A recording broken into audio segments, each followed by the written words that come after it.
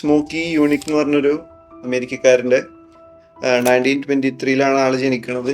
ഒരു world war 2 pilot ആയിരുന്നു, bomber pilot ആയിരുന്നു ആൾ അതിനുശേഷം ഗരാജ് തുടങ്ങാണ്, കാർസിന് മോഡിഫൈ ചെയ്യണ ഒരു ഗരാജ്.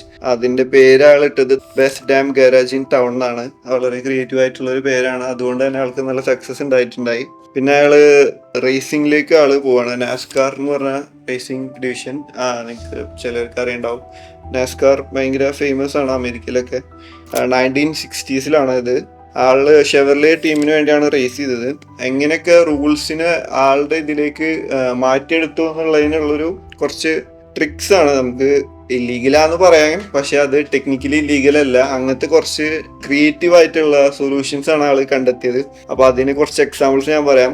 ആളുടെ റേസില് വിക്ടറീസ് എല്ലാം കണ്ട് റേസ് ഒഫീഷ്യൽസ് എല്ലാം ഭയങ്കര സസ്പീഷ്യസ് ആയി. അപ്പൊ ആളെന്തോ ഒരു ഇല്ലീഗൽ ഫ്യൂവൽ സിസ്റ്റം ഒക്കെ ഉണ്ടാവും എന്ന് പറഞ്ഞ് ഇൻസ്പെക്ഷൻ ഒക്കെ വിളിച്ച് അവര് ഫ്യൂവൽ ടാങ്ക് ഊരി ചെക്ക് ചെയ്തു. പക്ഷെ അവർക്കൊന്നും കണ്ടെത്താൻ പറ്റിയില്ല. റേസ് ഒഫീഷ്യൽസിനെ ചീത്ത വിളിച്ചിട്ട് ആള് വണ്ടി എടുത്ത് പോയി. ആളുടെ ഫ്യൂവൽ ടാങ്ക് തിരിച്ച് ഇൻസ്റ്റാൾ ചെയ്യാൻ മറന്നു. പക്ഷെ ആളെന്നാലും കാർ എടുത്ത് പോയി. ആള് ഒരു സൊല്യൂഷൻ കണ്ടെത്തിയത് ആളുടെ ഫ്യൂവൽ ലൈൻ, അതായത് ഫ്യൂവൽ ടാങ്കിന്റെ എഞ്ചിനിലേക്കുള്ള ഫ്യൂവൽ ലൈൻ വണ്ടീന്റെ full frame throughout route ചെയ്തിട്ടുണ്ടായിരുന്നു.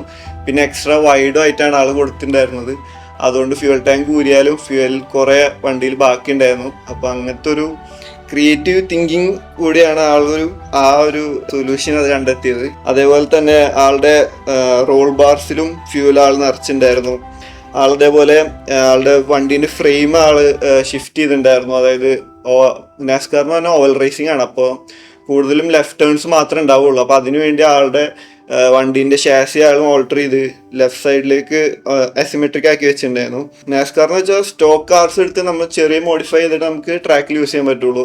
അതായത് raise on Friday cell on Monday എന്നുള്ള കോൺസെപ്റ്റ് ആയിരുന്നു അവർക്ക് അന്ന് ഉണ്ടായിരുന്നത്. അതേപോലെ ഇൻഫ്ലേറ്റിംഗ് ഫ്യൂവൽ ടാങ്ക് എന്ന് പറഞ്ഞിട്ടൊരു കോൺസെപ്റ്റ് ആണ് ആൾ കൊണ്ടത്. അതായത് ഇൻസ്പെക്ഷന് പോകുമ്പോൾ ഡീഫ്ലേറ്റഡ് ആയിരിക്കും, ഇത്ര ലിറ്റർ ഫ്യൂവൽ മാക്സിമം കൊള്ളുള്ളൂ. അതിനുശേഷം റേസിലേക്ക് പോകുമ്പോൾ ഫ്യൂവൽ ടാങ്ക് വലുതാക്കി മോർ ഫ്യൂവൽ ബെറ്റർ റേസിങ്ങിന് വേണ്ടി ചെയ്തു. ഇങ്ങനത്തെ ഓരോ ക്രിയേറ്റീവ് സൊല്യൂഷൻസ്, ചീറ്റിംഗ് എന്ന് പറയാൻ്റെ പകരം ക്രിയേറ്റീവ് സൊല്യൂഷൻസ് കൊണ്ട് കുറെ റേസസ് ജയിക്കാൻ പറ്റി. ഓരോ പ്രാവശ്യം റേസ് ചെയ്യുമ്പോഴും 2-3 പ്രാവശ്യം ഇവർക്ക് റൂൾ ബുക്ക് ചേഞ്ച് ചെയ്യേണ്ടി വരേണ്ട അവസ്ഥയിലേക്ക് വരെ വന്നു.